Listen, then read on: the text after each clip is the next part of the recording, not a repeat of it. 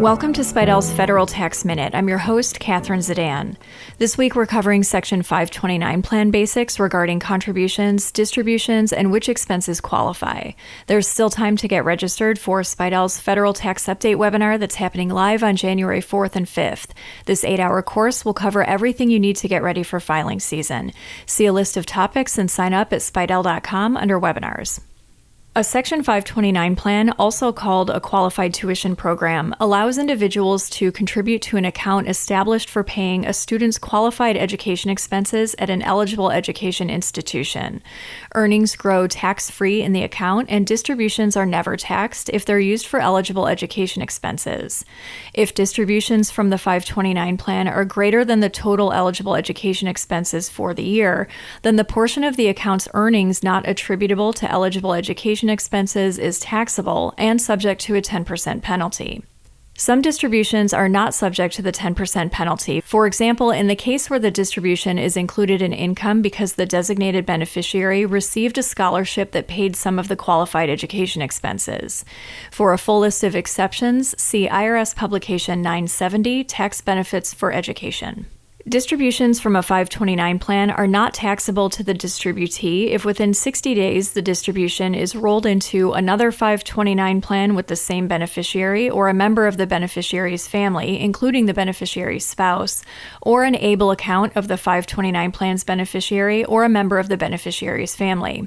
Generally, qualified expenses are those required for the enrollment or attendance of the beneficiary at an eligible education institution. The expenses can be either qualified higher education expenses or qualified elementary and secondary education expenses. For qualified expenses at an eligible post-secondary school, some expenses have to be required by the school, and some expenses require that the student be enrolled for at least half the full academic workload as determined by the school. Qualified expenses also include up to $10,000 of tuition incurred for enrollment or attendance at an eligible public, private, or religious elementary or secondary school, which encompasses K through 12th grade. Only tuition costs are eligible education expenses for K through 12th grade. Taxpayers can make yearly contributions up to the annual gift tax limit, which is $18,000 in 2024, without the need to file gift tax returns. But there is an option to place up to 5 years' worth of the annual gift limit in the account in 1 year and spread that contribution across 5 years. This total amount is $90,000 using the 2024 gift limit of $18,000 times 5.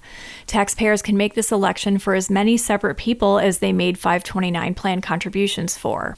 There is neither a federal tax deduction nor credit for making contributions to a 529 plan, but certain states offer either a credit or a deduction from income.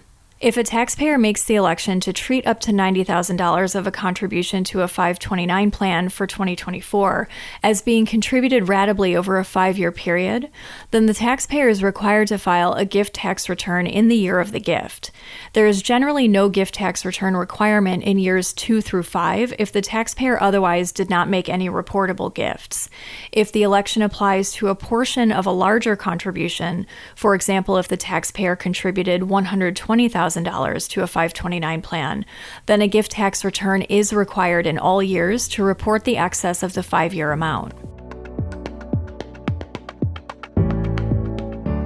We covered this topic in greater detail in a past issue of Spiedel's Federal Tax Letter, and the article also included information on refunded tuition and making reimbursements to plans. For details on a subscription to this monthly newsletter, go to spiedel.com and click Publications. That's all for this week. Join us next time for another episode of Spiedel's Federal Tax Minute.